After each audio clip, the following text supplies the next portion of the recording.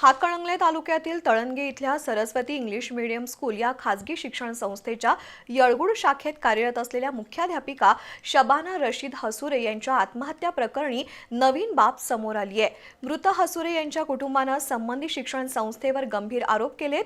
मयत हसुरे यांचं मुख्याध्यापक पद कायम ठेवण्यासाठी 5 लाख रुपयांची मागणी करून त्यापैकी 3 लाख रुपये संस्थेचे संस्थापक त्यांची पत्नी आणि मुलगी यांना दिले, तरीही उर्वरित पैशासाठी तगादा लावला। आर्थिक आणि मानसिक त्रासामुळेच आपल्या बहिणीने टोकाचं पाऊल उचलल्याचा गंभीर आरोप भाऊ अकबर हसुरे यांनी केलाय। तळणगे इथल्या सरस्वती इंग्लिश मीडियम स्कूल या खासगी शिक्षण संस्थेच्या येळगुड शाखेत मुख्याध्यापिका म्हणून शबाना हसुरे अनेक वर्षांपासून कार्यरत होत्या।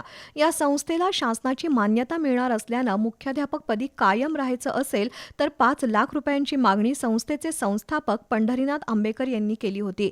त्यानुसार हसुरे यांनी 3 लाख रुपये आंबेकर आणि त्यांची पत्नी राजश्री आंबेकर तसंच मुलगी अंजली आंबेकर यांच्याकडे दिले होते, तर उर्वरित पैशासाठी शबाना यांना आर्थिक आणि मानसिक त्रास दिल्यामुळेच आपल्या बहिणीने टोकाचं पाऊल उचलल्याचा दावा भाऊ अकबर हसुरे यांनी केलाय। या प्रकरणाची सखोल चौकशी करून संबंधितांवर कठोर कारवाई करावी अशी मागणी हसुरे कुटुंबियांनी केली आहे।